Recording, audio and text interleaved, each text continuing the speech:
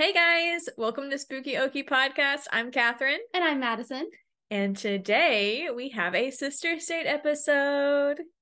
Today we are covering Louisiana. I'm super excited. It's one of my favorite states. I love both of our cases. I'm so excited. When Catherine told me the case she was covering, I was like, this is going to be our best episode yet, I think. It very well might be. It's some good stories. Yeah. So, I can't wait. I'm so excited. All right. Plus, I love Louisiana. So, should we tell the listeners what we were talking about before we started recording? What were we talking about before we started recording? We talked about a lot of things before we started recording. The really funny thing that we were laughing about hysterically. The toilets? Yes. Yes. So I learned tonight that there are things called smart toilets. Didn't know that was a thing. Yes, it is apparently a thing. They have a lot of interesting features. Like, you can change the settings on the bidet depending on the person. You can have your personal settings on the toilet. Including an oscillating massage setting? I'm not saying I wouldn't try it. I would, yeah. But I would certainly try it. The diagram was not well designed. No, was not. Definitely looked like something else. Something sexually suggestive. Yes. Which we of course found very funny. Yes. And then it has heated seats. Like, it'll heat the toilet for you. You can like press the remote ahead of time. Like, you can plan your poops so that it's heated. How amazing is that? I love it and hate it at the same time. My favorite quotes from some of the reviews. Oh my gosh, the reviews were the best. Okay, if you want some just like ridiculous entertainment, go read the reviews of smart toilets on Amazon. We spent way too much time doing that when we were supposed to be recording. It's currently 9:21 p.m. and we were supposed to start at 7:30. Originally 7. And then 7, and then I moved it because it was fine because I was still working on notes because what else is new? I'm on call for work, so like stuff came up. But yeah, so we already had to move it back, and now it's 9:21 and we haven't even started anything. But some of my favorite quotes from these smart toilet reviews include the Ferrari of bidets, and like it's like a penthouse for your tushy. It was so good. Also, the one that she quoted, when I read it to Madison, I read it in a Southern accent. The person was definitely not Southern. No. But I read it in a Southern accent, and it just icing on the cake. Good. Really good. So if you want some just cheap entertainment, that is the way to go. Yes. Look at those reviews. Anyway, that has nothing to do with what we're here to talk about. Absolutely not. It's going to be a good episode, but kind of a brutal episode, I think. I think so. Mine's definitely brutal. Yours is rough, but yours is one of my favorite stories ever. I know, it's one of mine too. Does that say something bad about us? We have a true crime paranormal podcast. I think that says something about us. That's true. Okay. So anyway, that's probably accurate. Yeah. What's your story, Madison? My story is my favorite story of all time. Bonnie and Clyde. I'm so excited. Did you ever go through a Bonnie and Clyde phase? I never did. Really? No. I thought every girl went through a Bonnie and Clyde phase. Maybe I am just toxic. I don't think I ever went through Bonnie and Clyde. Really? Because I didn't know the story when we did the spooky episode, like when we did the ghost hunt. I didn't know that. I mean, I knew vaguely who they were, but I don't know the story. Like, well, now I'm questioning all of my life choices and my toxic traits. Because I root for Bonnie and Clyde. I like them. The entire time I was doing these notes, I was just like, aw, I feel bad for them. I mean, I liked them when we talked to them in Louisiana. They were great. I will say, it was weird. I mean, Clyde scared me because he pointed at me, but he sure did. He sure did. He called me out. He did call you out. I will say it was weird doing these notes and reading more about like their personalities and stuff, which like I already kind of knew, but like doing the research and reading the things that like they would say and like the situations they would be in and things like that, I was like, yeah, like that tracks. Like you could sense that same personality, that same energy when we were talking to them, especially Bonnie. Yeah. Like this vibrant personality. Fun loving, like wants to be your bestie. And Clyde is the more laid back. More, like, kind of gruff a little bit. Like gruff and I mean, maybe not laid back, but like. Yeah, I wouldn't say laid back, but like not as more along for the ride of like what Yeah. Bonnie wants Mhm. to do, I guess, kind of. because that's when it was like, no, yes. Yeah. When we asked Clyde, am I giving away too much? I'm not. That's Patreon content, right? Oh yeah. Sorry. You guys don't get to know now unless you're on Patreon. So you support us better on Patreon so that you can see the ghost hunt for this. Yeah, because dude, it was wild. It was my favorite thing I've ever done, probably. It was so much fun. So anyway, now I'm questioning all my life choices because I went through a pretty significant Bonnie and Clyde phase when I was in high school. And now I'm learning that apparently not everybody did that like I thought. I did not. Whoops. Well, I did. So I'm very excited to tell this story. I mean, I went through a pretty good like tragic girl phase, like from musicals. Like I loved Elphaba and I loved Eponine. Yeah. I went through that. Okay. I did not get to the Bonnie and Clyde. Well, shoot. Don't you love learning that you're not as normal as you think? Isn't that a fun surprise? Okay, but I did get in. Do I say this? Yes. Whatever it is, yes, you say it. What did you do? I did get into the steamy romance novels though in high school. Oh, like smut? Yeah. Yeah.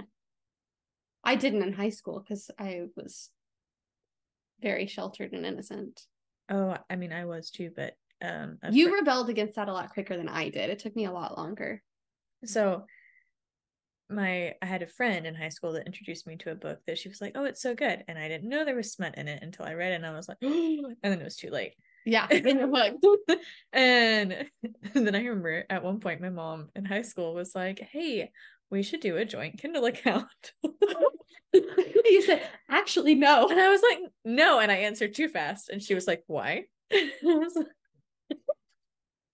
oh no. How did you play that one off? I was just like, I want my independence and I like just having my own thing. And it would feel weird to have my mom on my account. It'd feel like you're trying to manage what I'm reading.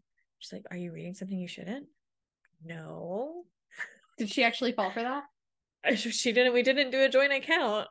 My mom would have been like, we're definitely doing a joint account now. I really thought she would have. I don't know why. Either I was better. Maybe she was like, they're books. Like, she could be doing so much worse. And maybe so. Maybe it was like that time that I snuck in to church camp. Right. And they definitely knew what I was doing. And we're just like, if this is how she's rebelling, we're not even gonna stop it. What an insane rebellion. Sneaking into church camp. I snuck into church camp, yes. I snuck out of cheer camp once. Oh, see, that's much more rebellious than me. I walked around the streets of some random town in Kansas. And then came back. Still sober. Yeah. Yeah, for sure. So no, yeah, I definitely did not even try alcohol in high school. No, neither. And then now college was a different story, but in high school, no. Okay. Who's ready for Bonnie and Clyde? I'm ready. Yes. Okay. I'm in a weird mood. I'm so sorry. I love it. This is gonna be great. It's gonna be something. Just to clarify, we have neither had drinks nor are we high. No. We are both adults that are tired. We are fully sober adults. I've taken care of my grandma all day, so I'm definitely not on anything because I've been taking care of her all day. I haven't had any responsibility all day, but I have not had anything. No mind-altering substances whatsoever today. It's just 9:39 at night and I am an old person and I'm tired. Same. Man, this like getting close to 30 is doing me in. No kidding. I turned 30 this year. That's so scary. I know. Actually, I used to be really scared of turning 30, but now I'm like, oh, that's fine. I'm not scared. I kind of like want to turn 30 so that I don't have to be like, I'm in my 20s. See, I'm not scared of turning 30. I'm scared of my colonoscopy. Should we talk about what I sent you right before we started this? Yes. Okay. We might as well. I mean, we haven't started yet anyways. So Catherine has to get a colonoscopy this year. Just to clarify, not because I think I'm like sick. It's because my dad had colon cancer at 39. And since I'm his daughter, I have to have it at 29. Yeah. So anyway, she's getting that done soon. And I came across a t-shirt that I want her to wear to her colonoscopy.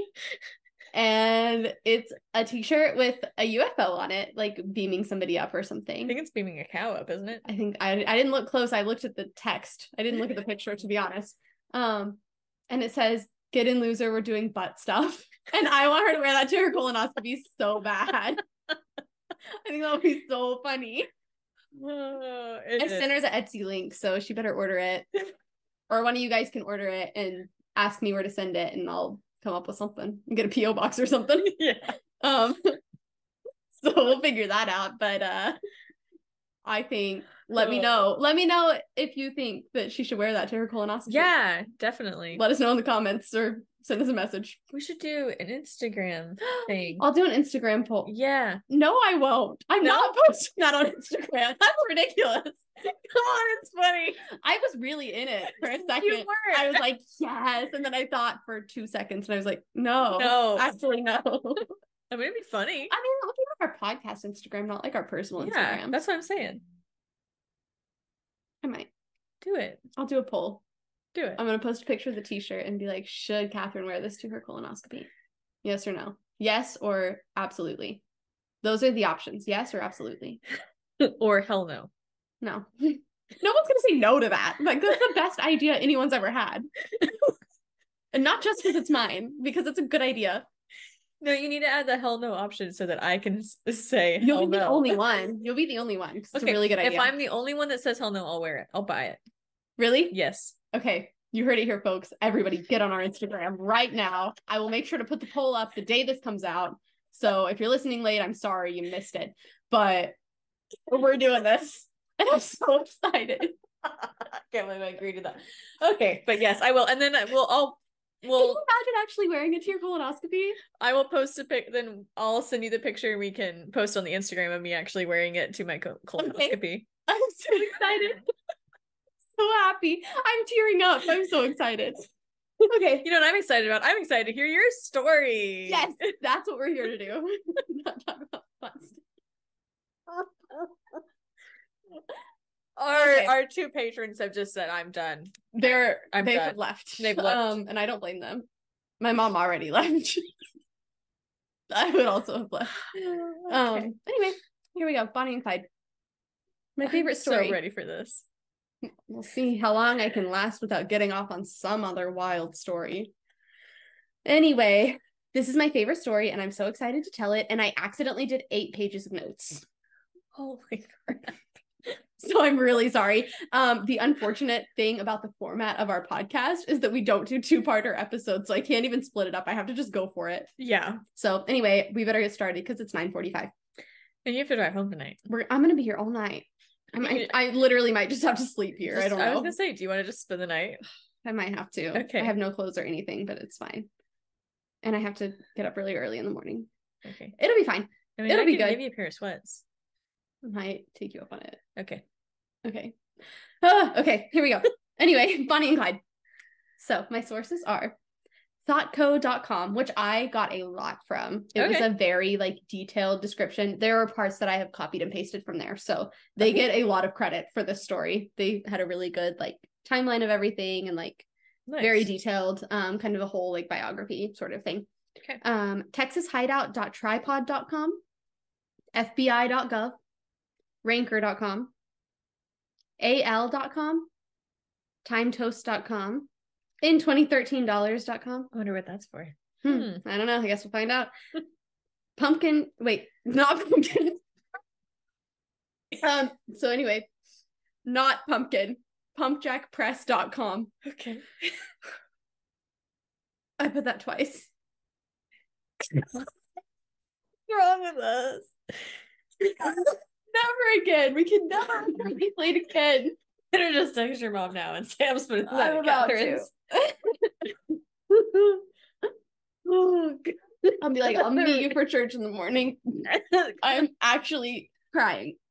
The way this is going. Oh my, it's almost 10 o'clock and I haven't even gotten to my story. It's an 8-page story. Oh, my nose is running. Need a Kleenex? Okay. Bonnie and Clyde. Here we go. We are back. We have pulled ourselves together. We apologize for whatever happened before that. That break. was like a moment of insanity. I don't know. The cookies have calmed us down. We are sober. That's the sad thing. This is just sleepy delusion, I guess. Something. So anyway, here we go. Are you ready for the story? Ready. Great. So happy. So On May 23rd, 1934, two of the most notorious outlaws in history were ambushed by law enforcement near Gippsland, Louisiana. Ooh. Police fired more than 130 rounds.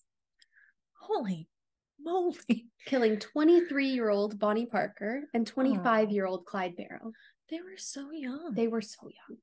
It makes me sad. Why did I think that they were older? They were young. They were so young. Holy moly. They were just kids, really. Like, oh. Yeah. So let's back up and see how we got here, shall we? Yes, let's. All right. So here's a little background on Bonnie. We're going to start with Bonnie because she's my favorite. I love her. And we're best friends. So Bonnie Elizabeth Parker was born on October 1st, 1910. October 1st is my half birthday, by the way. Okay, so Bonnie is your spirit animal. She is. I'm not even kidding. I am convinced that is. I was telling Jeff earlier while I was doing these notes that so dramatic right now. I'm so sorry. That what was I going to say? No, you were telling Jeff earlier. While I was doing these notes, I was saying that my toxic trait is thinking that if I was one of the people that got kidnapped by Bonnie and Clyde, they wouldn't kill me because we would become friends. They would like me so much that they wouldn't kill me. I fully believe that. Like, I know that is a toxic trait. And I fully believe it. I am convinced that we would get along great. Would I join their gang? Probably not. I'm not going to say no, but I'm going to say probably not. But they'd sure let me live. Or at least have a good time until they did kill you. No, they'd let me live. We'll get there. Okay. So anyway, Bonnie Elizabeth Parker was born on October 1st, aka my half birthday, in 1910. Bullet point. We can't lose it already. I'm sorry that I'm in a weird mood. She was born in Rowena, Texas, to Charles and Emma Parker. Bonnie was the second of 3 children. Her father worked as a bricklayer, and the family lived pretty comfortably when she was young. Okay. However, this all changed when her father died unexpectedly in 1914, when Bonnie was 4. Oh, okay. So, hard times. Bonnie's mother moved the family to Dallas to live with Bonnie's grandmother. Okay. Bonnie was known to be smart and creative. She did well in school. She loved to write poetry. She was 4'11" and about 90 pounds with gorgeous red hair. She was tiny. She was like tiny. So tiny. Bonnie dropped out of school just before turning 16 and married Roy Thornton. Okay. The marriage was not a happy one. Yikes. And Roy ended up spending a lot of time away from home. And then in 1929, when Bonnie was about 19, so they had married like 3 years. Okay. And he dies. No, actually, okay. He is charged with robbery and sentenced to 5 years in prison. Oh, fun. Yeah. The couple never actually divorced. Okay. But never saw each other again after January 1929. They never actually divorced? They never actually divorced. Interesting. Okay. Mm-hmm. That's like a fun fact that I feel like not a lot of people know. Is that like, you know of like Bonnie and Clyde together, but you don't know she was married to another man the whole time. That's insane. Wild, right? So after he got arrested and they never saw each other again, she moved back home to her mother and began working as a waitress. Okay. One of her regular customers was a postal worker named Ted Hinton. Ted admitted to having a crush on Bonnie.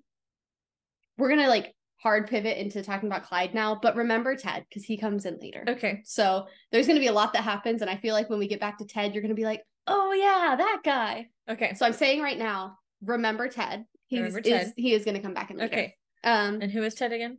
The postal worker that was one of her regular customers and admitted to having a crush on her. Okay. All right.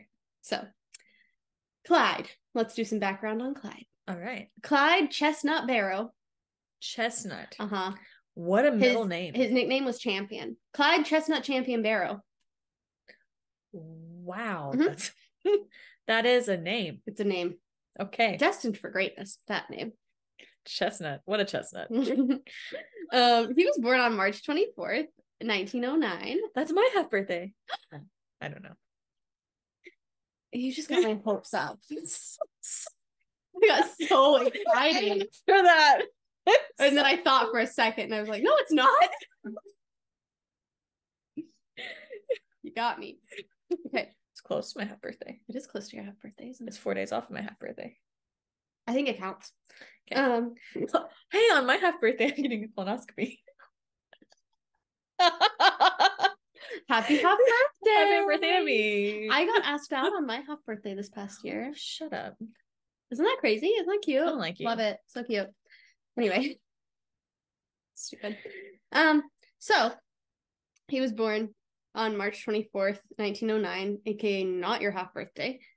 Close in to it, though. Tellico? Is that how you say it? Telico? What is this in Oklahoma? Texas. Oh, I don't know. Sure.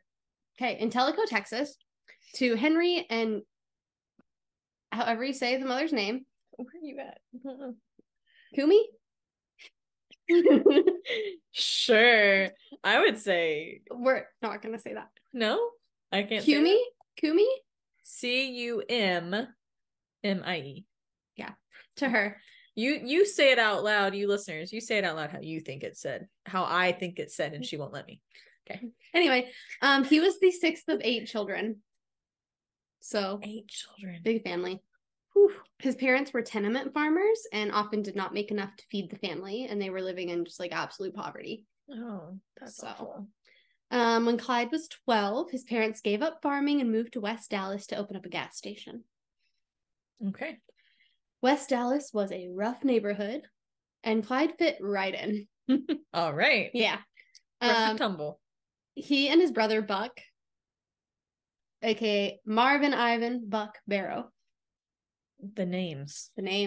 Yeah. Wow. They became well known by police for stealing. Okay. Great. So I saw 2 things listed that they would steal, and I want you to try to guess what 2 things they would steal. Because I don't think you're gonna guess. I think you'll guess one. What do Buck and Chestnut steal? I'm gonna say Buck and Chestnut steal horses. No.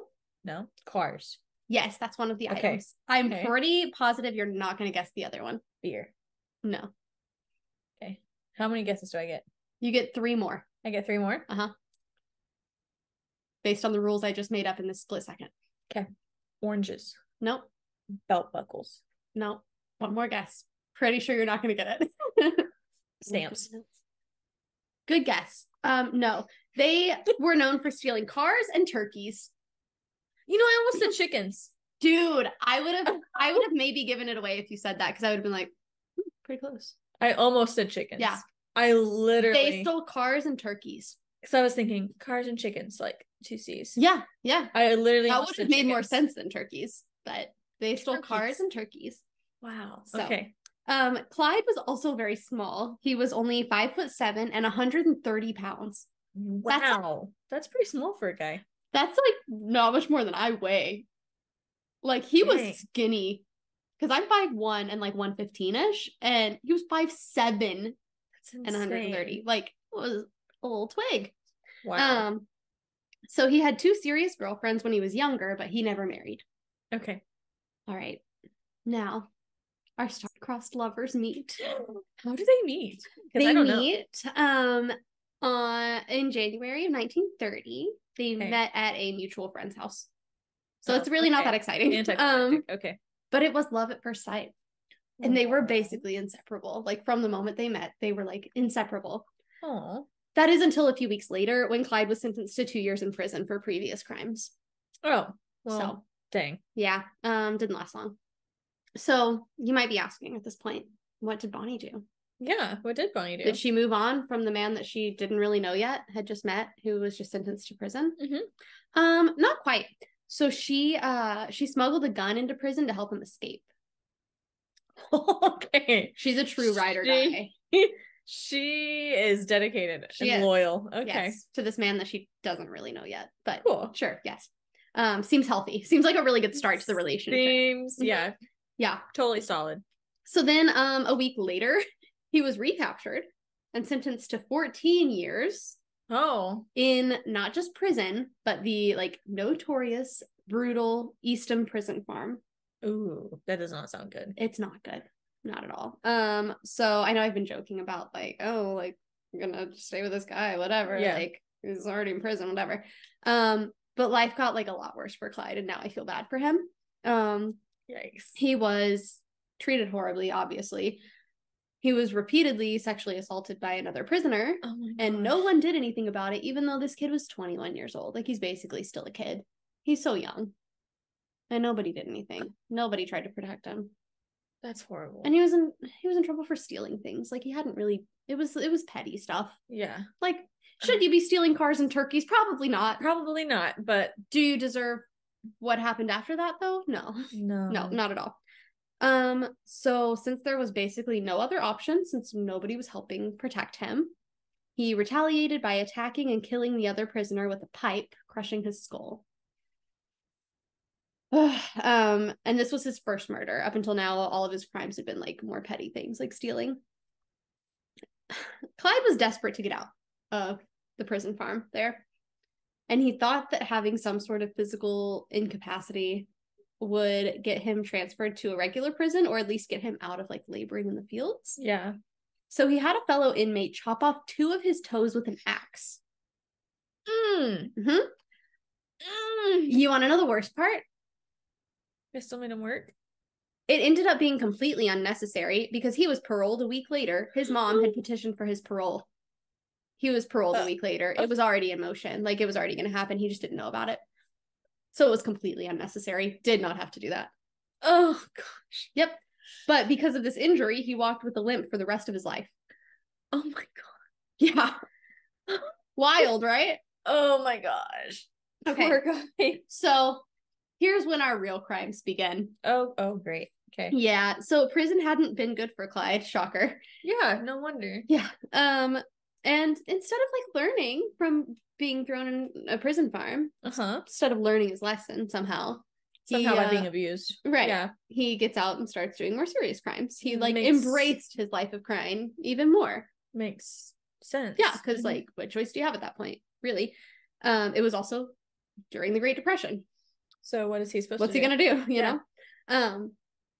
So Clyde's sister Marie said, quote, "Something awful sure must have happened to him in prison because he wasn't the same person when he got out." I bet not. Yeah. And then fellow inmate Ralph Foltz said that he watched Clyde, quote, "change from a schoolboy to a rattlesnake." Oh. I think that's a really good quote. That is. Yeah. So it was February of 1932 when Clyde was paroled. Okay. And then the next month, in March of 1932, so right in the Great Depression, the Barrow Gang was formed. All right. Mm-hmm. So the members of the Barrow Gang came and went. Okay. But it always included both Bonnie and Clyde. Okay. They were the 2 constants in the Barrow Gang. Gotcha. The gang included at different times Bonnie, Clyde, Clyde's brother Buck, who we heard about earlier. All right. Buck's wife Blanche. Okay. And then 3 other guys, Ray, Buck and Blanche. Buck and Blanche. If you guys have not seen the musical Bonnie and Clyde, I'm not. Okay, we're gonna watch a bootleg. It's Laura Osnes and Jeremy Jordan. It's what? Laura Osnes and Jeremy Jordan. Oh, I know okay. Laura Osnes is kind of problematic now, but like, I don't even know who she is, but I know Jeremy Jordan. Really? Oh, yeah. Okay. Well, it's fine. Okay. So it's really good. It's a good show. It will be fun to do. Okay. So then 3 other guys, Ray Hamilton, W.D. Jones, and Henry Methvin. WD-40. That was my first thought too. Okay, so those are like the different members of the Barrow Gang at different times. Like they weren't all there at the same time, but they just kind of came and went. Okay. So basically this is just going to be like a list of their crimes in order. All right. But some of them I'm going into more detail on because it's either like a funny story, a wild story, an important story. Some of them I'm just going to list like on this date they did this, on this date they did this. Perfect. Others we're going into detail because they are too good not to cover. So more turkeys? No more turkeys, actually. Okay. No, not that I know of. So on March 23rd, 1932, Clyde holds up the manager of Sims Oil Company. Okay. Then on April 19th, 1932, the gang attempted to rob a hardware store. Bonnie stayed in the car, but she was captured and imprisoned for 2 months until she was released due to lack of evidence because she was just sitting in the car. Gotcha. However, she used her time in jail to write poetry. Oh, look at I love her. I love her. In the meantime, while she's in jail, the rest of the gang was still active. They're still out doing their thing. So Clyde and Hamilton, which it sounds weird to me because I feel like I'm talking about Alexander Hamilton, but it's not Alexander Hamilton. Clyde and Alexander Hamilton. Hamilton. Plot twist. So Clyde. Okay, I'll stop. Clyde and Ray Hamilton. Okay. Staged another robbery on April 23rd, so like 4 days after the first one, or the one where Bonnie got arrested. Yeah. Something went wrong, however, and the store owner, John Butcher, was killed. Ooh. So, and that seems to be, I will say, their body count gets up to about 13 people. Okay. Like their kill count, I guess. Uh-huh. I will say most of those seem to be not necessarily on purpose. Like they don't always go into it being like, we're going to kill somebody. Like so much of it is like, oh, it goes wrong and it ends in a shootout and this person dies. Or like they felt like they didn't have a choice because the person caught them and so they shot them. Or like probably half of them at least are police officers that are trying to stop them and they shoot them to try to get away. Gotcha. So it's like, it's not good.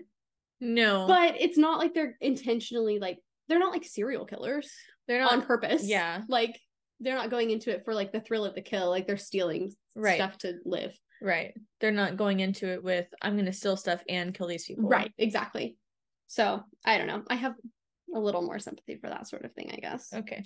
So anyway, maybe I shouldn't say that. I know it's not good. I know it's frowned upon. I know I shouldn't support Bonnie and Clyde, but I just like them. Okay. I'm back. Okay. So on July 16th, 1932, Clyde beat and robbed the bookkeeper of Palestine Ice Company. So he probably shouldn't have done that. Yeah. That's not great. Not a good look. Yeah. On July 27th, 1932, the gang robbed the First State Bank of Willis, Texas. Okay. And they stole $3,000. And what is that in today's money, Madison? I was waiting for you to ask. It is just over $67,000 in today's money. Good chunk of change. Yeah. Yeah. So then a couple days later, on July 29th, Clyde robbed the Interturban. It said Interturban.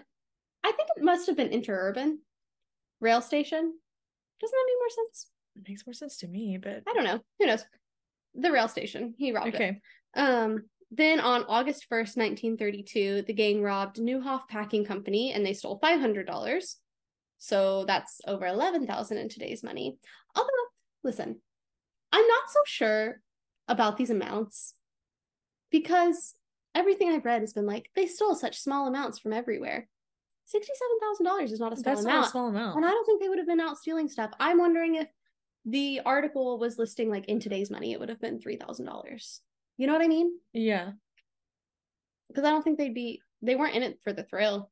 They would have laid low and enjoyed themselves for a while on that money. Yeah. So I don't know. My thought is maybe the articles were listing in today's money because that was a lot of money. Yeah. So anyway, that's my little side comment there. Okay. So on August 5th, 1932, there was a shootout near Atoka, Oklahoma. Okay. Oklahoma. Woo! Oklahoma. Leaving one dead and one seriously injured.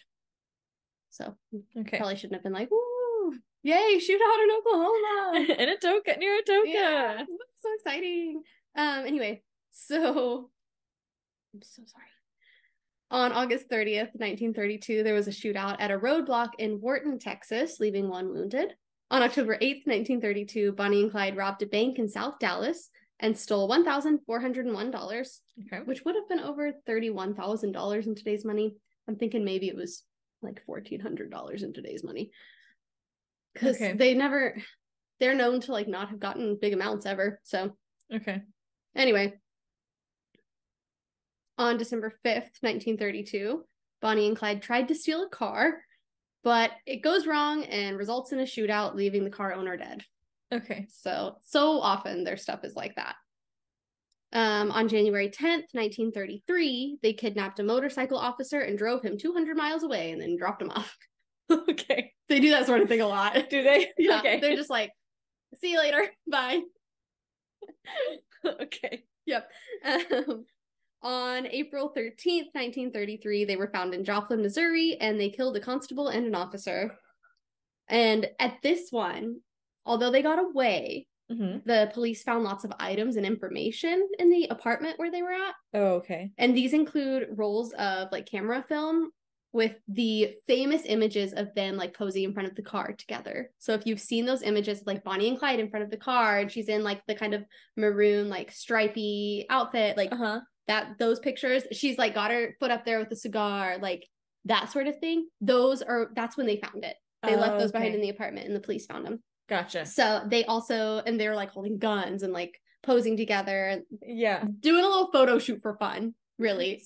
Because they were kids. They were just kids. Yeah. Doing kid things. Doing teenager things, basically, because they were in their very early 20s. If this was in today's age, they'd be Snapchatting it. Yeah, exactly. Like, yeah. So they also found Bonnie's poem, The Story of Suicide Cell, which was one of 2 that she wrote on the run. The other one was The Story of Bonnie and Clyde, which I'm going to read for you guys later. I'm excited. So the pictures, the poem, and the getaway increased their fame. They kind of became a little bit beloved. Like, yeah. I mean, they were kind of almost not necessarily Robin Hood, but like people felt for them because it was a time when people hated law enforcement. Yeah. But one of the times that people have hated law enforcement. And so people were rooting for them. It became so romanticized, like these 2 young lovers out on the road trying to survive. Like, yeah, people liked them. And Bonnie was pretty and wrote poetry and wanted to be an actress and like, yeah. So anyway, so it increased their fame. Okay. I gotta find where I'm at now. Okay. So on April 28th, 1933, they attempted to steal a car again. Okay. And it again goes wrong, this time ending in a chase and the kidnapping of the car owners. Okay. So this might be my favorite kidnapping story ever. Like ever. So Bonnie and Clyde attempted to steal this car from the driveway of a boarding house in Ruston, Louisiana. Okay. So they see the car parked outside. They're like, cool, we're gonna go get that. The keys were in the ignition. Like, was the car Ruston? Maybe. Sorry. So the car belonged to a man named Dillard Darby. Dillard saw someone stealing his car, and so he starts chasing after it. The name Dillard Darby. Dillard Darby. It sounds fake. I know.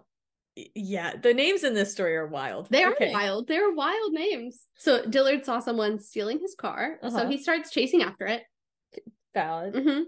And then a woman named Sophia Stone also saw the crime, and she offered to help. They sound fake, I know. They're not fake. They're real people. Okay. They were destined for greatness, apparently. They were destined to be in the story. Yeah. So I think she also lived at the boarding house too, and she like, I think they were like all eating breakfast or something. Okay. And like look out the window and see somebody stealing his car. And so she's like, I'll help. Like, we'll get in my car. So they jump in her car and they start chasing after the car, thinking it was just a normal like car thief, not knowing it was the notorious, dangerous Barrow Gang. Oh my god. The famous Bonnie and Clyde stealing the car. So they finally caught up with them and they were kidnapped by Bonnie, Clyde, Buck, and Blanche. Oh my gosh. Listen, I don't want to say that's the dream, but like if I got kidnapped by somebody and I found out it was Bonnie and Clyde, I'd be like, this is kind of cool. Like, okay, cool. Anyway, so the Barrow Gang. I'm a little concerned for you. Yeah, it's a good thing I didn't live back then. It's a really good thing. I wouldn't have made it long. Maybe you did, and you died. Maybe I was Bonnie. Is that Amy Clyde? Yeah. Except we don't do crimes, so our crime is this podcast. That is a crime sometimes. So that's why we're so fascinated with true crime. It probably is. I'm telling you. So the Barrow Gang initially planned to kill Dillard and Sophia. Okay. But after talking to them and joking around, they decided that they liked them and would let them live. Okay, you're right. I'm convinced they would let me live. They would have, because I would be like, you guys are so cool. Like, you guys are so cool. They would have let you live. They would have, for sure. Yeah, you and Bonnie would have hit it off, and Bonnie would have not let them kill you. Yeah. Yeah, okay. Pretty sure. That's exactly what happened, actually. Bonnie was like, I like them. We're not going to kill them. Okay, that's fair. I was Bonnie. You're Bonnie. I'm kidding. I'm kidding. I'm absolutely kidding. But anyway, when Bonnie found out that Dillard was an undertaker, She told him that she hoped he would be the one who worked on them when the time came. Oh, was Absolutely morbid, right? Was he? Hold on. Let me tell the story. I don't know now. So, the gang drove to Waldo, Arkansas. Where's Waldo? I don't know. In Arkansas. Where's Waldo? He's in Arkansas. Hilarious. Thank you. I'll be here all night. So they drove to Waldo, Arkansas, where they let Dillard and Sophia out on a back road somewhere to drop them off. Okay. The car starts to drive away. Okay. Then it backs up, and Bonnie hands them $5 and told them to use it to get back home. Bless her. I love her. Hey, we kidnapped you, but here's $5. Yeah, so you can get back home. Just so you can get back home, because I like you guys. So we're gonna let you live and give you money to get back home. Isn't that funny? So okay, I'm starting to see why you like them so much. You want to hear my favorite part of this part of the story? Yes. When Bonnie and Clyde were ambushed and killed, Dillard and Sophia helped identify the bodies, and Dillard honored Bonnie's wish by assisting with the embalming. Oh my gosh, that's amazing. Isn't that cool? That's awesome. Wild, right? Okay, so on June 10th, 1933, so a couple months later, Bonnie suffered serious burns after a car crash. So not as fun as fun kidnapping. Clyde was driving and he realized too late that the bridge ahead was out, and so he swerved and the car went down an embankment. Clyde and Jones, they were with Jones, one of the other guys. They got out safely, but Bonnie's leg was burned badly by leaking battery acid. And she never walked properly again. Yeah. So she's like 23, like so young. That makes me hurt. Yeah. So despite her injuries, they couldn't stop for medical care because they're on the run. Right. And so Clyde nursed her back to health with help from Blanche and Bonnie's sister, Billy. I guess she came along and helped nurse her for a while. Okay. So then on June 23rd, 1933, a gunfight with the police led to the death of Marshall Alma. Then on July 19th, 1933, there was a shootout in Platte City, Missouri, leaving 2 officers wounded. This is a pretty good story. So I'm going to go into detail about this one too, because it's pretty wild. Okay. So Bonnie, Clyde, Buck, Blanche, and W.D. Jones. Okay. They checked into 2 cabins at the Red Crown Tavern near Platte City, Missouri. Okay. That night, police surrounded the cabins because they had been tipped off by locals because their pictures were in the paper. Right. They did a whole photo shoot and the police got the film. Like, they printed their pictures. Everybody knows who they are. So locals tipped off the police. Okay. And then at 11 p.m. Snitches. I know. Like, they're just trying to live their life. Leave them alone. Okay. I'm not actually saying that. I'm joking. At 11 p.m., a policeman banged on the cabin door. Okay. And then Blanche replied, "Just a minute, let me get dressed." Okay. Giving Clyde time to pick up his Browning automatic rifle and start shooting. Okay. Yeah. While the others took cover, Buck kept shooting and was shot in the head. Yeah.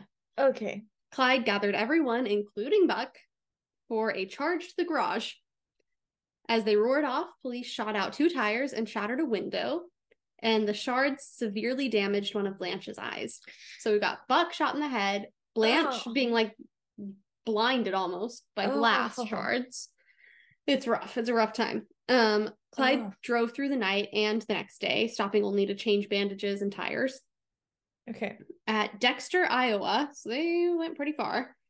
They stopped to rest at the Dexfield Park Recreation Area, not knowing police had been alerted to their presence by a local farmer who found bloody bandages because they've been changing bandages and dumping them out. Gosh. They're not smart. Like, I love them. They're not smart. Kids. They're children. Yeah, they can't think things through like that. More than 100 policemen, National Guardsmen, vigilantes, and local farmers surrounded them. Oh my gosh. On the morning of July 24th, so this is kind of when they got there and when all this happened, Bonnie saw the policemen closing in and she screamed. Clyde and Jones picked up their guns and started shooting. Buck, who was unable to move, he kept shooting and he was hit several times. Blanche was there by his side. And then Clyde hopped into a car, but he was shot in the arm and crashed into a tree. Oh my gosh. It's a mess. Then he, Bonnie, and Jones ran and swam across a river. And then Clyde stole another car and drove the three of them away. Okay, so Blanche stayed with Buck. Okay. Yeah. Then Buck died a few days later and Blanche was captured. Clyde had been shot 4 times and Bonnie had been hit by numerous buckshot pellets. Jones, who was shot in the head, took off and never returned. Okay. He's out of there. Okay. He's done. Does he eventually get captured? I don't actually know, to be honest. Okay. I think he does. Yes. That's like 2 bullet points down. Okay. So on November 8th, 1933, they robbed the McMurray refinery at gunpoint. And then sometime in November of 1933, Jones was captured. Okay. And told his story to the police. Okay. He snitched. Yeah, not cool. That's not cool. So the police, through this, learned of Bonnie and Clyde's very close ties to their families. Like, they were very close to their families this whole time. They would visit them every couple of months. Like, they were kids and they wanted to go visit their parents and their siblings. And so the police learned about this, and it gave them the idea that by watching their families, they could kind of establish a timeline of when they went to visit, figure out when they were coming to visit next, and set up an ambush when they're trying to visit their families.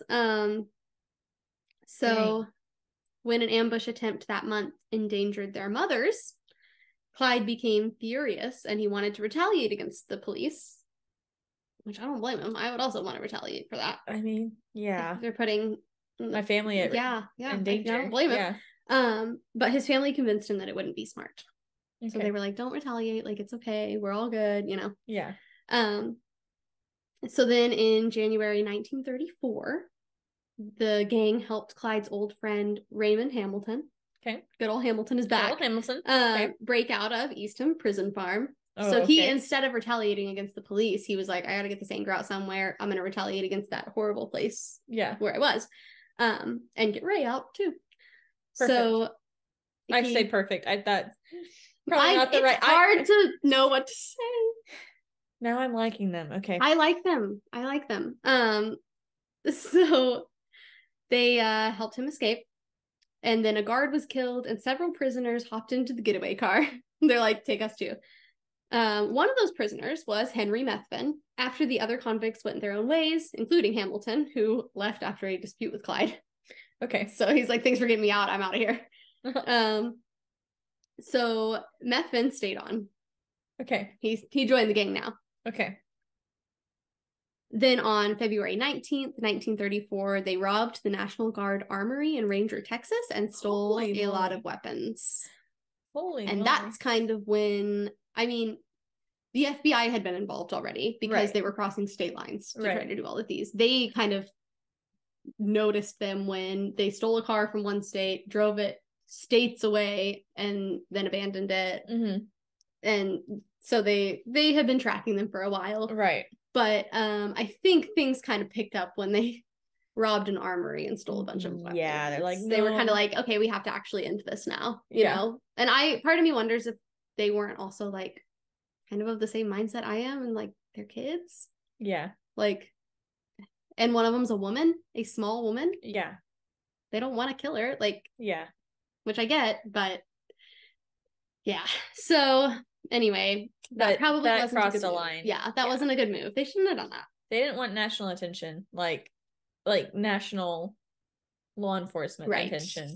Yeah. That wasn't the way to go. Yeah, because they ended up putting like a special force together, like to capture them, to kill them.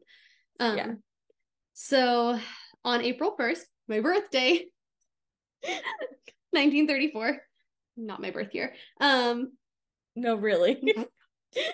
Sorry, I'm tired. April 1st, 1934, the gang encountered police in Grapevine, Texas, killing 2 motorcycle cops.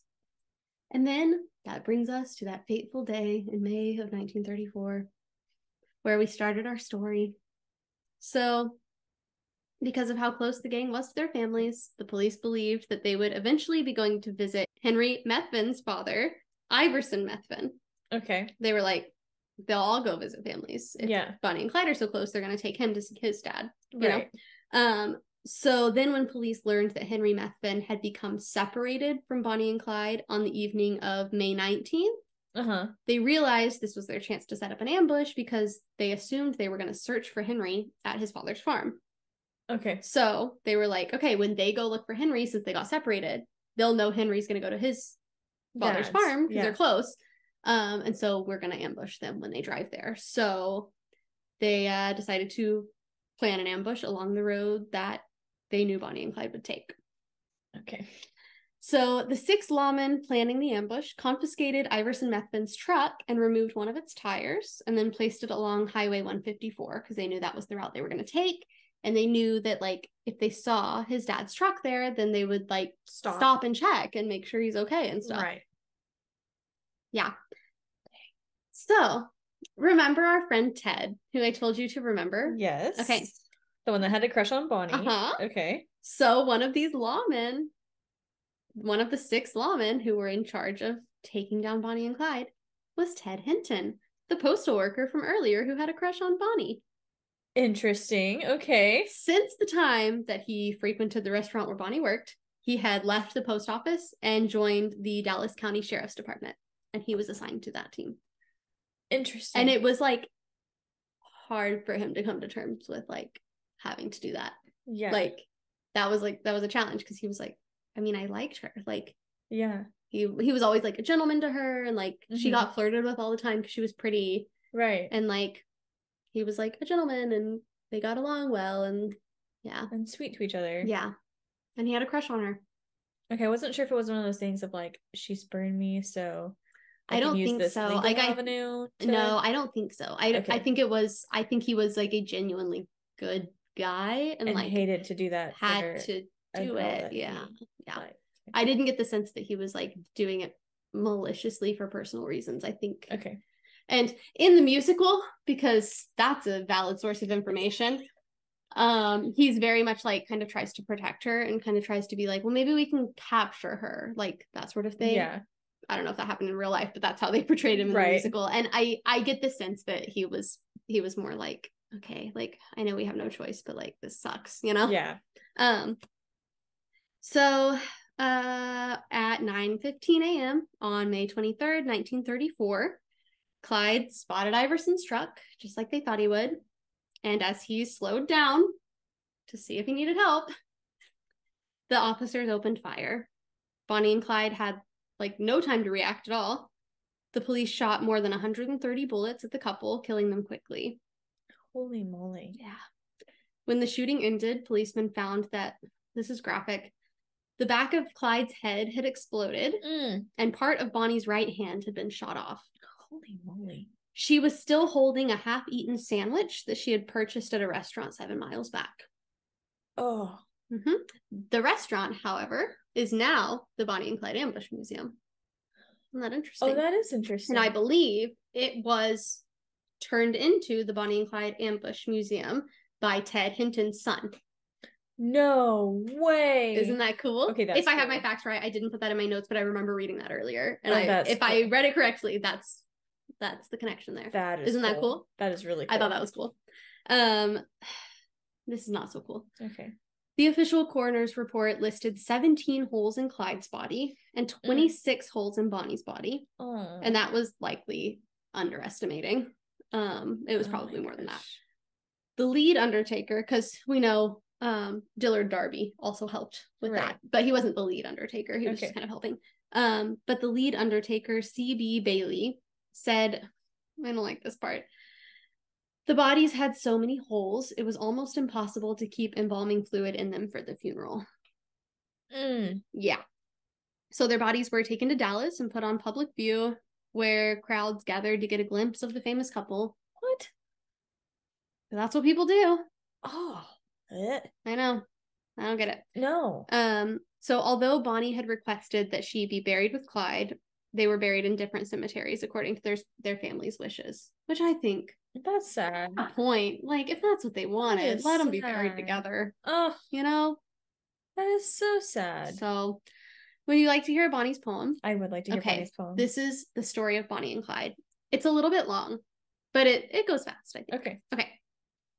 You've read the story of Jesse James, of how he lived and died. If you're still in need of something to read, here's the story of Bonnie and Clyde. I love it already. I do too. Honestly, I think she's pretty good for being so young. Like, imagine what she could have done with it. Okay, I gotta go on with the poem. Now, Bonnie and Clyde are the Barrow Gang. I'm sure you all have read how they rob and steal, and those who squeal are usually found dying or dead. There's lots of untruths to these write-ups. They're not as ruthless as that. Their nature is raw. They hate all the law, the stool pigeons, spotters, and rats. They call them cold-blooded killers. They say they are heartless and mean. But I say this with pride that I once knew Clyde when he was honest and upright and clean. Oh. But the law, I know.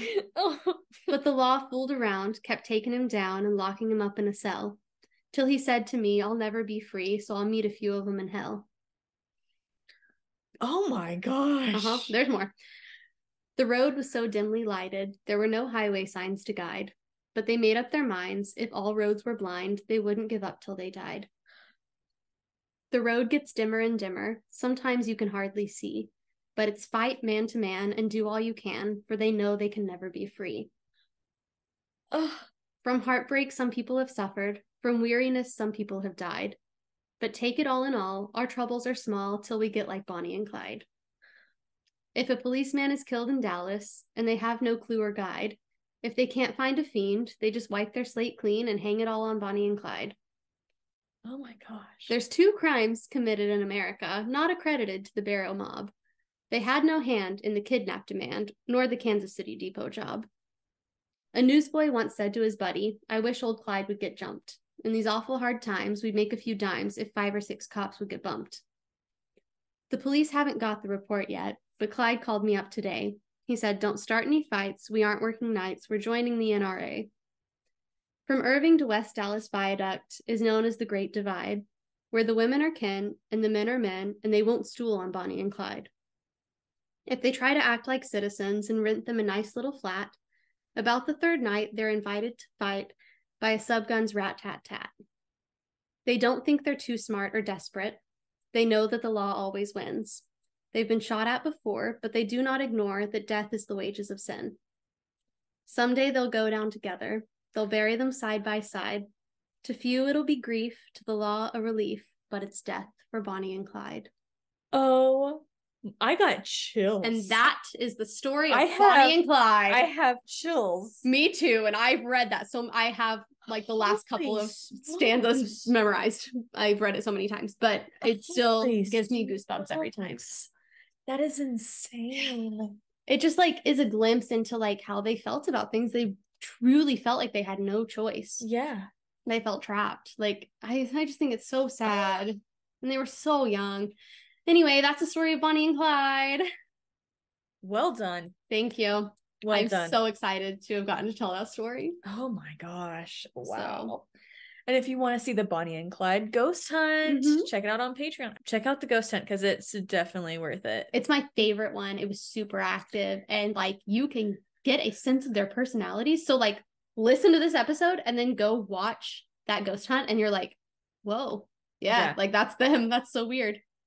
Yeah, it was super cool. Yep. And I didn't even know the story yet. Yeah. So, wow. Well done. Thank you. Thank you. I love that story. I also love your story, though. Yes. So, I am talking about... Okay, hopefully I say this right because every video that I watched to try to figure out how to say the name says it differently. I will tell you how I believe it's said, if you'd like. But how do you say it? I say... I gotta think about it. Do you know how you say it? I've thought about it too much. Yeah. So now I overanalyze how I say it. The LaLaurie Mansion. Okay.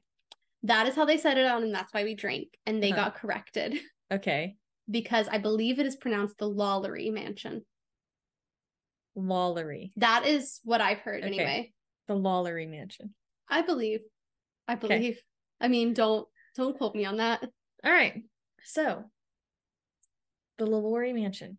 LaLaurie Mansion. I think, I don't know. Okay, I always said LaLaurie also because that's what Em and Christine said. But somewhere it said like La It was like Lollery. Yeah. Yeah. I think it's. Well, now I'm second guessing it. Now I can't figure out. Okay, it's not LaLaurie. Right. It's not LaLaurie, but it was Lollery. It's Lollery. Yeah. Yeah. Lollery. Is that what I said the first time, or did I No. say something else? It's Lollery. Lollery. Lollery. Yes. Lollery. Okay. The Lollery. I'm so sorry. I'm like mouthing it to myself. The Lollery. The Lollery. Lollery. Lollery. Yes. We got this. Okay. Say it however you want. Honestly. I'm doing my best, and I am sorry if I mispronounce it. I am sorry if you were silently screaming, listeners. Yeah. If you're from Louisiana, I apologize. I apologize. For everything. Not for you being from Louisiana, because like, wow, that's awesome. Eat a beignet. No, I feel sorry for you for the roads. They're even worse than Oklahoma's. Are they? Yeah. Oh. They're terrible. I should know that. I've been there multiple times. One time I drove to Shreveport and back in a day. Because our friend had a wreck in Shreveport. Shreveport is 5.5 hours from me. Mm-hmm. And he called me to come pick him up because his car was totaled. And I said, all right, give me 30 minutes and I'll leave my house. And it was already like mid-afternoon by that point. And I was like, cool, I'm driving to Shreveport and back tonight. Gosh, I can't believe you did that. What was I going to do? Say no? Stay in Shreveport? Say, get a hotel, I could be there in the morning. Nah, I'm always up for an adventure, you know? And then he wouldn't drive back. I wouldn't have let him drive my car back. He just had a wreck. That's true. That's fair. That's fair. Yeah, that's fair. But also he didn't offer, so it's kind of rude. It was kind of rude. Jake, not to offer. I'm sorry. Being called out. I'm just teasing. He doesn't listen to this anyway. Yeah. But if you do, I'm just teasing. I'm just messing with you. I was happy to come help you. I wouldn't have been. You made the right call to Madison. Always call me if you need help. I'm the go-to friend. I am typically willing to help people.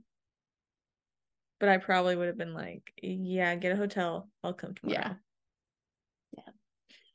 Yeah. Okay. I probably should have been like, I'll come tonight and then we'll drive back in the morning. I will take you to a hotel and we'll just grab a hotel room. Yes. That's what I should have done. Yeah. But I didn't. I got home at like 3 or 4 in the morning. Oh my gosh, you're insane. But I also insisted that we stop for Cajun food because I said, I'm not driving to Louisiana and not getting some. That is 100% valid. Like, I'm not going to drive to Louisiana and not get crawfish etouffee and beignets. Like, exactly. Obviously. That would be stupid. Yeah. Why waste that opportunity? Right? How often am I in Louisiana? Did he at least treat? I don't know. Probably. Okay. I'm sure he did. Okay. Yeah, I'm sure he did. Okay. He better have. I drove 11 hours to go get him. Anyway, sorry. Okay. All right. The Lollery Mansion. Did I say it right this time? Okay, great. I wasn't thinking about it this time. That's it. You just can't think. Okay. That's what I do. I just don't think. That's not true. I overthink everything. Okay. I just thought it was a good joke. Okay.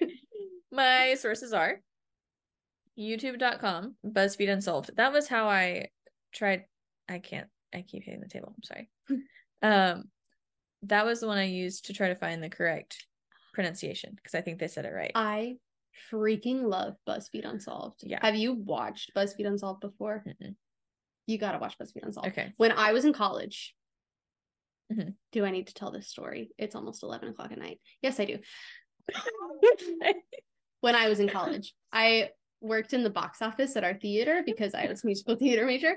And so that was my on-campus job, was working in the box office. And so during the shows, like I had like a shift during the week where I would like be in there and sell tickets. Also, best job ever. Truly my favorite job I've ever had, to be honest. Like it was so fun. It was great. Everybody was great. My boss was great. Everybody I worked with was great. Like I freaking loved that job. It was so fun. Like the perfect college job. Because you didn't have to do that much. Not that many people were calling to get tickets. Right. So you'd answer a few phone calls the entire like 4 or 5 hours that you were there doing a short little shift. It was great. And you could do your homework. I did a whole ancestry thing. Found out all my ancestry. Nice. I had a lot of free time at that job. It was great. Wonderful. Cool. Loved it. Anyway, back to the story. I whenever because we would have to work the shows too. Like it Uh-huh. wasn't just the day shift. So when we were working the shows, we would have to actually like do stuff. Like it was super Right. busy. But once the show starts, you're just sitting in the box office until Yeah. intermission, and then you get out, you sell the snacks, you're out there if anybody has questions. Right. And then the second act starts and you go back in the box office and sit there till the end of the show. Uh-huh. And so me and another girl who worked there, Kendall, I think was her name. Okay. I think. Now I feel bad. I'm pretty sure it was Kendall.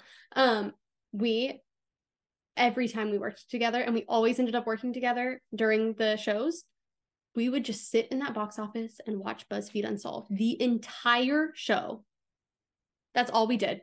Switch BuzzFeed I got Unsolved. paid to sit in the box office and watch BuzzFeed Unsolved. It was great. Best job ever. Anyway, that's my, like, I have a very deep connection to BuzzFeed Unsolved because of that time in my life. I am so happy for you. That was a boring story. I'm going to cut it. Cool story, bro. Anyway, that's my connection to BuzzFeed Unsolved. Okay. It's not cool at all. Okay. So, anyways, I watched the BuzzFeed Unsolved video to figure out how to say it because the first video I watched said LaLaurie, and I knew that was not right. Yeah. So the LaLaurie Mansion. Okay. Also, the first video I watched talked about some of the people. I'll mention that later. Okay. I also have Wikipedia.org, legendsofamerica.com, Jessica Jewett online. Okay. .com, history.com, and reddit.com. Cool. All right. No pumpkins in yours? No pumpkins in mine. No Okay. pumpkins in mine either. Okay. I'm so sorry. I'm going to stop interrupting. Probably not. Probably not. It's okay. All right. I apologize for the weird mood I'm in. You might as well just apologize to yourself. You're the one that's going to be editing this. You're going to hate yourself tomorrow. I already hate myself. Okay. For this. All right. The LaLaurie Mansion is named after its most notorious owner, Madame LaLaurie. Madame LaLaurie was born March 19th, 1787. So almost my half birthday, but a lot of years before I was born. So close. So close. I am not anything like her, let's just be clear. No, you are not. I know this story very well, and you are nothing like her. So her born name was Marie Delphine McCarty or McCarthy. It's kind of. I like the name Delphine. I like. It's really cool. It is really cool, but we can never use this name. No. Her family was wealthy and high society. Can't relate. No, me neither. She married Don Ramon de Lopez y Angulo, a high-ranking Spanish royal officer at the St. Louis Cathedral in New Orleans on June 11th, 1800. All right. Is the St. Louis Cathedral the one that's in the French Quarter? Sure is. Okay, that's impressive. It's the one named after my ancestor. Oh, yes. Your famous ancestor. Because I did ancestry when I worked in the box office. Okay. Look at me tying that in. Oh my god. I can't believe you found a way to tie that See, in. now I have to leave the Now first you have to leave this first story in. Oh my gosh. I'm so good at this. Wow. This. What a callback. Wow. So I sorry. can't believe you tied that in. Okay. I'm really good. Okay, so in 1804, after the United States had acquired the territory in Louisiana Purchase, Don Ramon was called back to Spain. España. Catherine speaks Spanish, if you didn't know. If you didn't know, I speak Spanish. She also teaches it. I also teach it. I'm a maestra. Teacher. I'm a teacher. Okay. I know that much. I know a little bit. Okay. Can't speak it, but I can understand some. So he was called back to Spain. When he and Delphine, who was pregnant, stopped in Cuba, Don Ramon died suddenly. No. I know. A few days later, Delphine gave birth to a daughter and soon returned to New Orleans. Okay. To Nolans. Yes. Yes. I didn't know how to respond after that. In June of 1808, Delphine married her second husband, Jean d'Arc. a prominent banker, merchant, and lawyer and legislator. Can he have more jobs? The couple would eventually have 4 children. Okay.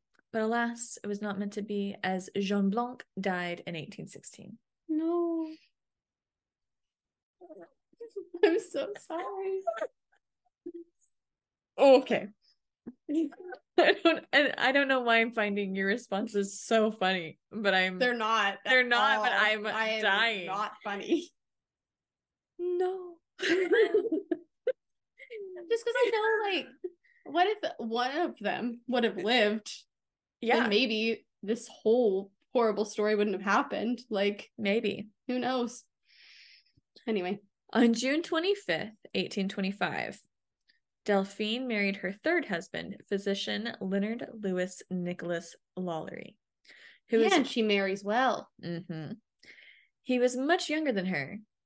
The rumors are that he married her only because he had gotten her pregnant out of wedlock. Ooh. Scandalous. I love a scandal. The couple had 2 daughters. In 1831, she bought the property at 1140 Royal Street. We've been there. Which she managed in her own name with little involvement from her husband. You go, girl. Mm-hmm. Only at this part of the story. Only at this point in the story. The 2-story mansion was finished the next year, complete with beautiful chandeliers, intricate carvings, and wrought iron balustrades. Mm-hmm. If I said that word right. Balustrade. Is it balustrade? See, I almost said that, and then I was like, no, I'm saying it wrong. I only know because it's in Hunchback, and I just did that musical. Not just did that musical. I did that musical like 6 months ago. Okay. Balustrade. Mm-hmm. Okay. Here, she maintained a central position in New Orleans society, hosting lavish parties for other socialites who enjoyed fine food and champagne. Champagne. Yes, I got that. I don't know if I said it right with my fake French accent thing, so I had to clarify. Was that French? Champagne? Isn't that French? Well, the word is French. The accent wasn't. Oh. Sorry, that was mean. Tired, I'm sorry. The accent wasn't. I just really didn't know you were going for French accent there. Champagne, isn't it? No, that's not. No, that was bad. Okay. Nope. Don't. I'm not going to give an example because I also cannot do a French accent. One time I did a show and I was told to do a French accent in this musical. And I said, I can do a really bad French accent and make it funny. And that's what I had to do because I couldn't do a good one. Anyway, that's my other story. Okay. Their marriage was not a happy one. Oh, no. And she filed for separation, which I didn't know you could do that back then. I didn't either. Thought that was not allowed. She filed for separation in November of 1832, claiming that Dr. Lalaurie had treated her in such a manner as to render their living together insupportable. Claims which her son and 2 of her daughters by Jean Blanc confirmed. Okay. Interesting. Yes. At about the same time, rumors began to swirl about Delphine Lalaurie's poor treatment of her slaves, as many reported them to look haggard and wretched. Yep. I knew this was coming and I still am just like, ugh. Yeah. Had like a physical reaction. Just to be clear, we're talking about her slaves. So one of the videos I watched made it sound like they were talking about servants, not slaves. Just to be clear, these were enslaved people. Yeah. Not there of their own free will. Right. They couldn't just leave. They could not just leave. They were not just employed. They weren't employed. They were slaves. Yeah. Okay. Just wanted to be clear because one of the videos, and they got a lot of flack for it, made it seem like they were servants. Yeah. They were not servants. And maybe there could have been servants there too, but slaves are the ones we're focused on. Okay. However, when in public, Delphine Lalaurie was generally polite to Black people and solicitous of her slaves' health. But the rumors continued. Yeah. One day, a young slave girl named Leah was brushing Madame. Just say Madam. Madame Lalaurie's hair when she caught a snag. Enraged, Madame Lalaurie screamed at the girl and chased her through the house with a whip. Yeah. until they reached the roof where the girl fell to her death. Yeah. And I saw varying reports. Some said it was a balcony, some said it was a roof. Either way, fell to her death. A neighbor witnessed the girl fall and reported it to the police. She tried to cover up the incident, but the police found the body hidden in a well. Oh, I forgot about that. Yeah. So, Madame Lalaurie paid for legal services and sold a number of enslaved people following the investigation. Okay. However, as far as the rumors go, she sold all of the slaves to friends or family members and then smuggled them back to her house at night. Yeah. Yep. I remember that. Yep. Ugh, she's the worst. She's awful. Yes, she's awful. Bonnie and Clyde were so much better than her. Yeah. Yeah. Funeral registers between 1830 and 1834 document the deaths of 12 slaves at the Royal Street Mansion. So in 4 years, 12 deaths. Oh. Although the causes of death were not mentioned. Yeah, because nobody cared. They were slaves. Yeah. Awful. These deaths included a cook and laundress named Bon and her 4 children. Oh. Yes. Court records. I forget that there are kids involved in There are kids involved in this. Court records also show that Lalaurie freed 2 of her slaves. One named Jean Louis in 1819 and another called I don't know how to say it, Da Vinci in 1832. Okay. Strange. I know, I found that strange too. I didn't know that. Yeah, me neither. On April 10th, 1834, a fire broke out in the kitchen. So this is a big turning point. Broke out in the kitchen, which was separate from the main house. Yeah. Many people flooded in. So neighbors, firefighters, police, all flooded in attempting to put out the fire. What they found horrified them. It horrifies me too. And it only got worse. Yeah. So what they first found was a slave woman who was the cook, and she was chained to the stove. Yeah. Oh my goodness. Like, I'm surprised. This is one of my favorite stories because it is just so unbelievable. Yeah. But it's also one of the worst stories I've ever heard. And I'm surprised by how much I remember. Like, everything you say, I'm just like, yep. I remember. Unfortunately, it's burned into my brain. Yep. So this woman had actually set herself on fire to try and escape Madame Lalaurie's abuse by dying. Oh. She also told them that when slaves were taken to the uppermost room, they never came back. Okay. The firefighters found several slaves. So this was before they went to the uppermost room. They found several slaves that had been beaten and starved. Yeah. They insisted on seeing the rest of the house to make sure there weren't others there and to make sure that there weren't any embers that could cause the fire to break out again. Fair. Yeah. But Madame Lalaurie refused them entry. And they said, of course she did. No. And they broke in anyways. Good. Yes. Bystanders. Yes. Bystanders. Why is that I so cut hard? It. It's okay. It's so hard because it's 11 o'clock at night and we're old. Yeah. Okay. Bystanders broke down the door to the slave quarters and found more slaves mutilated. Some were suspended by the neck with their limbs apparently stretched and torn from one extremity to the other. Oh, okay. And this isn't even the worst. Yeah, I know. I remember. These claim to have been imprisoned there for several months. Others said that the slaves were emaciated, showing signs of being flayed with a whip, were bound in restrictive postures, and some were spiked iron collars. Oh. Rumors also abounded that dead bodies were found in the attic with their corpses mutilated beyond recognition. Okay, here it gets even worse. Okay, so I'm going to read this part. You can decide whether to cut it later. I'm not going to cut it. Okay. Probably. Well, here's the part where if you don't want to hear more, skip. Yeah. Okay.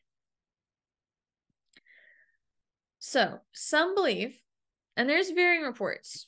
Okay, some believe that Dr. Louise Lalaurie and his wife were conducting horrific medical experiments on the slaves. Oh, yeah, I forgot about that. But there's various reports that he was actually not living with her at this time. Yeah, I thought he wasn't living in the home. But I saw different stories. Some saying that he was with her and some saying that he was not. Because apparently when they got separated, he still lived in the house. Well, what's the point of that? I have no clue. Weird. So I don't know if it was just her trying to get his name off of some things. Maybe. And put it more in her name. I don't know. No idea.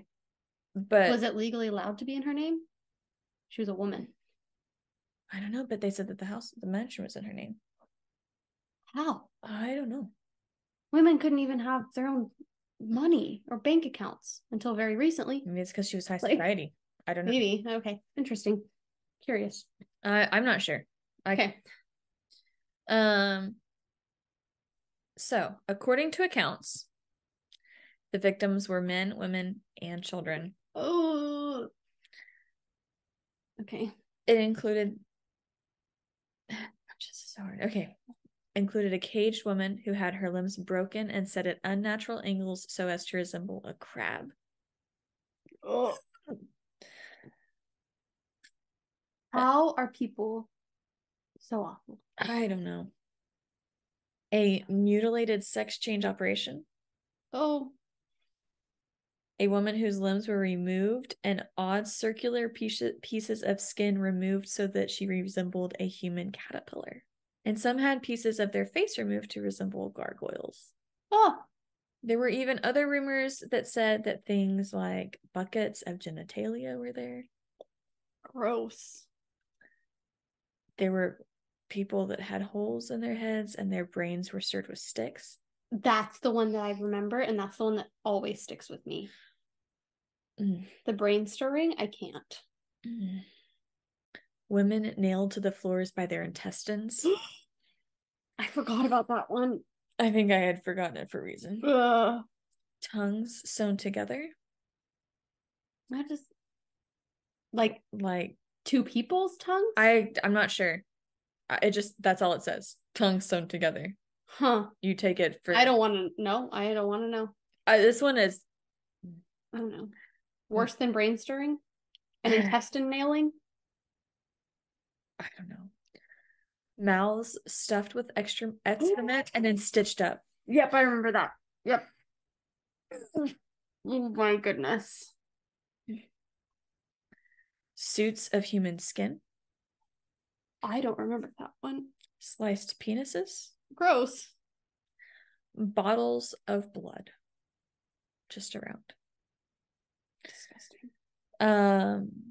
Two of the people that were suspended from their necks died shortly after their rescue. Yeah, I'm sure they did. Yeah. Okay. I forget how awful this story is. Now I feel bad about being so excited that you were covering this story because I remember it being a good story. I forgot how awful it is. Okay. I'm not as excited now. I mean, I am. So quite a story. Oh, okay. Okay, so when the public found out about the atrocities that the Lalauries committed, they were outraged. As they should be. I'm outraged, and it's 200 years later. A mob of community members of about 4,000 people.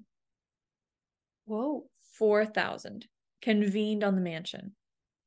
Their hope was to bring the Lalauries to justice. Yeah, good. However, the Lalauries escaped to the docks before the mob got there and are rumored to have escaped to France, where they lived out the rest of their lives. Great. Love that. Awesome. Yeah. Wonderful. No justice at all. No. Great. Madame Lalaurie died in France and was interred there, but it is rumored that her body was brought back to New Orleans and was buried in the St. Louis Cemetery. Oh, okay. So. Interesting. Maybe, maybe not. Yeah. Who knows? Here's an interesting thing. The property has never belonged to an owner for very long since. Yeah. So after the Lalauries fled Nolens, neighbors claimed to hear screams and groans of agony coming from the abandoned house. as well as seeing the apparitions of slaves in the yard and balcony. Oh yeah, I forgot this is a ghost story. This is a ghost story. You're like, what? Oh yeah, ghosts. I'm so surprised. but we will come back to the screams later. Okay, don't really want to. Yeah.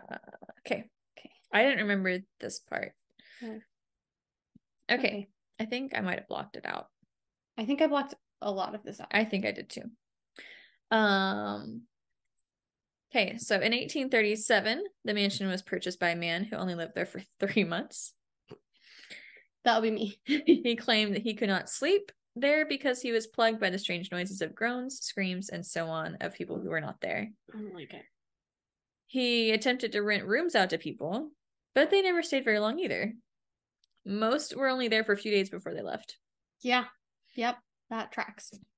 Because when we were walking there, like, New Orleans is loud and busy. Like, yes. It is a loud, busy town. Yes. The whole city. Yeah. All of it. We got close to the Lalaurie Mansion and it was still dead silent. It was so quiet. The stillness was crazy. And we didn't know we were so close to it. Like, we were trying to find it. We knew kind of what direction to go. Yeah. But then we sure knew when we were getting close because everything just got still and quiet. People were crossing to the other side of the street. Yes. To walk and not walk on the sidewalk in front of it. It was wild. It was crazy. Yeah. It was crazy. Yeah. It was like a noticeable difference. Like the energy changed. Mm-hmm. It was even silent. Our friends who aren't like into spooky stuff not were like, they were like, this feels weird. And why is it so quiet? Everywhere else in the city is so loud and it's so quiet right here. And then the second you like go back out just a little bit, like not even a full block. No, it just like picks up again and everything's normal. Yeah. But it just feels heavy in that area. It's weird. It's really weird. Sorry to interrupt, but I felt like that was a good part. That's a good part. Yeah. So eventually he was forced to abandon the property because the ghosts of the slaves were chasing everyone away who wanted to live there. Yeah. For several decades, the mansion was left in disrepair. After the Civil War, it became a school. But this didn't last very long either. I didn't know that. I didn't know that either. So I didn't put this in my notes, but I remember enough of it, so I'm just going to say it. So at first, it was a white school. Okay. No black people were allowed. Oh. And then after they got... Bless you. Thank you. And then after they got freaked out, they said, okay, now it's a black-only school. Of course they did. Yeah. Yeah. Okay. Apparently at one point it became like a music conservatory for young girl students. And then there was a scandal with the male teacher. Oh, of course there was. Of course. And so then it shut down the next day. Oh, must have been bad. Yeah. Yikes. So a lot of negative energy in this place. Then later a man bought the place. I don't know when exactly this was. Man bought the place and died a few days later. Great. In the Lalaurie Mansion. Great. When his body was discovered, a large amount of money was found. There was a bag containing a few $100s near his body and $1,000 stuffed in a mattress. Oh, that's weird. Yeah. Rumors of hidden treasure in the house persisted, but nobody wanted to risk going into the notorious mansion to find it. That's wild. And they're like, there's treasure. And everybody's like, nah, I'm good. I'm good. Not worth it. Not worth it. And the building sat abandoned for years. Yep. And still people didn't break in to try to find it. That's insane. Yeah. I also wouldn't break in to try to find it. I also would not. I mean, my gut reaction is like, oh, I would do it. I need to go away. No, I would be like, I would do it. I want to go in there. But I know as soon as I got close, I would be like, never mind. Remembering that feeling of being near that building, absolutely not. It was very negative. You could not pay me enough to be there. Mm-mm. No. Can you imagine living somewhere like that? No. No wonder nobody can keep it very long. Right? Okay. So then it turned into a cheap apartment building for immigrant workers. Oh. Yeah. Okay. The turnover rate for tenants was high. I wonder why. Even though it was extremely cheap rent, they could not keep tenants. People would hear chains dragging and screams. Okay. Children would hear things. I don't know what things. and a ghostly woman with a whip would chase them through the halls. Not the kids. Yeah. Oh. Yeah, those parents better have taken their kids and left. Yes. A mother at one point was horrified to find the ghost of a woman dressed in finery leaning over her baby in a crib. No, I would leave that exact moment. I would leave all my stuff and never come back. Yes. Other than the baby, I would get the baby, obviously. And of course, there were some that said, oh, the kids are just making it up. No, I don't think so. But those that said that changed their tune when a man was accosted in a stairwell by the ghost of a naked, shackled slave man who allegedly tried to physically attack him. Oh. And then everybody cleared out. Everybody cleared out. Yeah. Oh my goodness. Before that, people had also reported seeing strange figures wrapped in shrouds. Oh. And after they all left, the building was abandoned for years once again. Yep. Okay. I love this one. Oh, okay. Then it turned into a furniture store. Oh. Okay. Okay. I didn't remember this that. one. The store owner was becoming increasingly upset due to his furniture being vandalized at night. Oh no. He would come down in the morning to find rips and weird stains on the furniture. Oh, I don't like that at all. Finally, he was so fed up that he stayed up all night, gun in hand, waiting for the culprit. Mm-hmm. No one ever entered the store. But once there was enough light, he saw that, again, there was damage to the furniture and stains on the cloth. Ooh. And the building was once again abandoned. Yes. Yeah, you can't keep it if they're ruining all your inventory. No, and he was pretty freaked out, I think, after that one. Well, yeah, that too. Yeah. Okay, you know how I mentioned the screams that they heard? Yeah, I know. Okay, so we're coming back to that. Great. I have a feeling I'm not gonna like it. No, you're not. I did not remember this. Oh yeah, this is the one you were like, I didn't remember. Okay. In recent years, the mansion was renovated and turned into luxury apartments. Mm-hmm. When someone pulled up floorboards in part of the house, they found skeletons. Authorities investigated and found the remains to be multiple human bodies. Oh. It is believed that the skeletal remains were the bodies of slaves that people in Madame Lalaurie's time had noticed disappeared and never returned. Oh my goodness. Some believe that in the moments before the Lalauries fled the city, they pulled up the floorboards in one of the upstairs bedrooms. There they shackled a dozen or more of their servants. By servants, let's be real, slaves. I don't know why it says servants. Slaves. Still alive with their mouths sewn shut. I hate that so much. When their muffled moans and clanking of their chains were heard, the noise was assumed to be ghosts. Oh my goodness. I did not remember that at all. That is awful. I don't have a comment. I'm glad we had fun earlier in the episode. Yeah. Okay, so on a lighter note, the most famous of the owners of the house is Nicolas Cage. Oh yes. So he bought the mansion in 2007. However, it went into foreclosure / he went into bankruptcy. Right. But like there were some things that said he only went to bankruptcy in Louisiana. I didn't know that was a thing. I have no clue. I don't know how that stuff I didn't works. research. I didn't try to dig into that whole thing. I don't know how any of that stuff works. Me neither. No idea. And it was purchased by a financial group in 2009 for $2.3 million. Woo. So today that's like, 16 million. I don't know. With inflation. Yeah. I'm joking. I'm joking about the way inflation is working right now. I don't think you're that far off. Probably not. Today it is owned by a guy who is from Texas, and he's an energy trader. Yeah. Didn't know that was a thing. Didn't know you could be an energy trader. Yeah, how do you trade energy? Heck if I know. I also don't understand anything about that. So no. And he rents it out on the weekends to friends and clients. Okay. So he does not stay there full time. I don't blame him. Don't blame him either.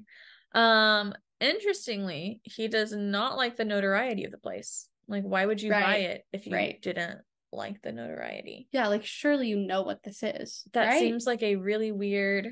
It's a stop on all the ghost tours in New Orleans. Yeah. Like, So apparently, like, he and his wife or people that he's with, if they're out on the balcony, like eating or drinking or anything, and a tour comes by, they go back in. yeah. Like, they just don't want to be a part of it at all. That's wild. I'd be like, hey, you guys want to hear the story from me? Yeah, I own this place. You want to hear my story? Yeah. I'll tell you some crazy things that have happened. Yeah. I would be living for that.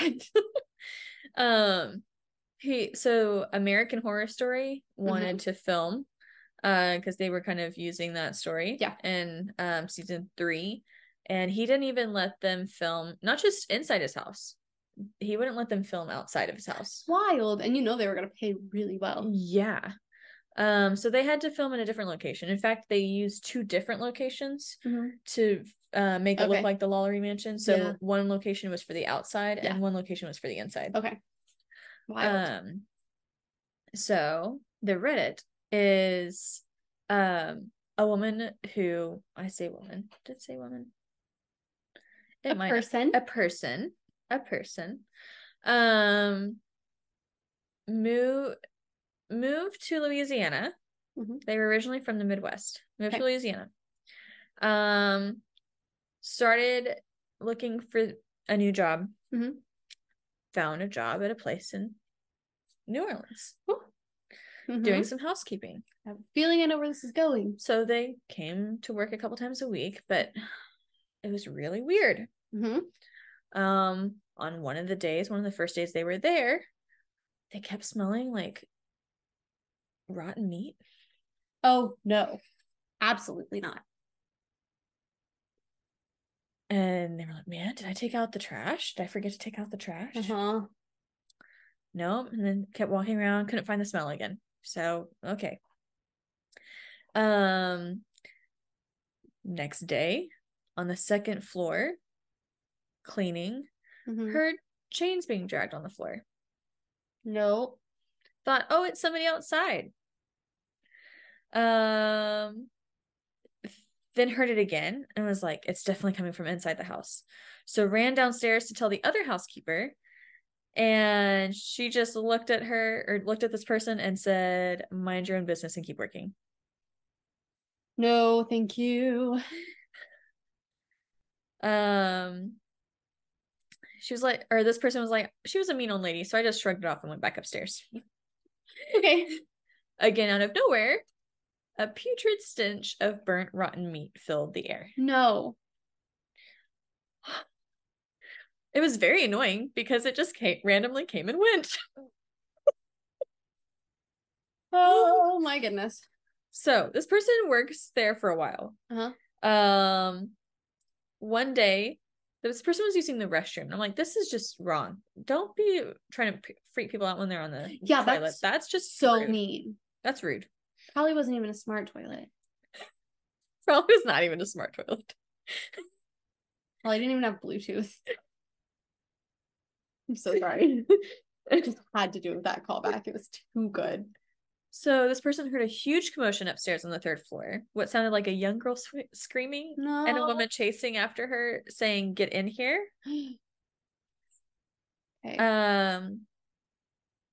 Which really makes me think back like to that part of the story, that it has to be that they were on the roof, because originally it was a 2-story building. Okay. So they must have been on the roof, because when you hear people talk about like the screaming and stuff, it comes from the 3rd floor. Okay. Which would be where the roof would have been. Was that the roof, or was that the like, wasn't it kind of an attic, like hidden? I think the attic was in the servants' quarters. Oh, okay. Because it was like two like separate. Yeah. Yeah. Okay, that makes sense. So the person was like, WTF, and ran upstairs, tried to run upstairs, and then it stopped. The person went back downstairs, and the other housekeeper was like, you never hear anything, okay? It's best if you just go on and you ignore it and you don't notice anything. Oh my goodness. So find another job, person. So it's not worth it. This person said that they worked there for a whole month until the day that they were on their lunch break, and they were on the 2nd floor, and they heard a sudden cry of agony and despair followed by the sound of chains that seemed to be coming from the third floor. No. They went to investigate, and as they were getting up to go help, a tall, dark man with chains around his neck stood in front of them. I'd be like, not on my lunch break. I'm not even getting paid right now. Do it when I'm on the clock. They walked out and never came back. Yeah. Not worth it. So it was then 4 years later, they had moved away from Louisiana by this point, and they were coming back with their significant other, and were doing a spooky history tour. And they came to this place, and they realized what happened. What an insane way to find out. Isn't that insane? That's wild. I loved that story. So good. That's so good. So, and that's the story of the Lalaurie Mansion. Great job. Thank you. What a horrible, awful, really interesting story. I was going to say wonderful. It's not wonderful in any way. But it's not wonderful. It is a good one to tell. Yeah. If you're wanting a spooky story. That is spooky. That's a spooky story. Yeah. It's a creepy, like, tell it in the ghost, or in the cabin, somewhere to freak people out. For sure. Okay, it's 11:30 at night. I'm too old for this. I'm ready to get off of this and go to bed. Yes. Apparently I'm staying up here because I'm not driving home tonight. So all right. Whoops. Well, if you liked our stories, if you enjoyed your time hearing us go crazy and then tell stories, I'm so sorry for whatever happened in this episode. Whatever this episode ended up being after I edited, hopefully is better than the raw footage, because wow, what a mess. If you enjoyed this train wreck, please make sure to rate and review us on Apple Podcasts and Spotify. If you think that somebody else would enjoy this train wreck, please share this with them so that they can also enjoy this, whatever this content is that we're putting out. It's 11:30. My brain's not working. To be honest, I zoned out. I don't know what you've said yet. Don't forget to follow us on YouTube. Subscribe on YouTube. YouTube. Follow us on Instagram at Spookyoki Podcast. If you have any story suggestions or recommendations, send them to spookyyokipodcast@gmail.com. Make sure to check for that poll that we're putting out on whether or not Catherine should wear that shirt to her colonoscopy. That will be on our Instagram story, so you better follow right now so that you can participate in that wonderful thing. I don't know. And then support us on Patreon, because you just heard the amazing story of Bonnie and Clyde, so you want to watch our investigation, and that is Patreon content. Yes, it is $3 a month. So subscribe there and see all that extra spooky content. It's actually a good one. It really is. I'm not gonna lie, some of ours are not that good. Our first ones, where we didn't have any good equipment, not that good. This one was very good. Very good. Worth it. Definitely worth it. So, and there will be more of those. We're planning on doing that sort of thing over the summer, so that we get more Patreon content. Yes. So subscribe now. Several so that we can space it out throughout. Yep. So support us now so that you are ready to see those when they come out. All right. And anything else that we need to say? There better not be anything else we need to say. Oh, follow me on TikTok. Yeah, follow her on TikTok. Catherine Longest. How are you doing on your follower count? I was at 711 and I dropped to 705. Rude. I know. Those 6 people are on my bad list. Yeah. So please follow me. If you unfollowed her, you know who you are. Go follow her back. And you should be ashamed. How embarrassing. Honestly. All right. So glad you guys listened to this.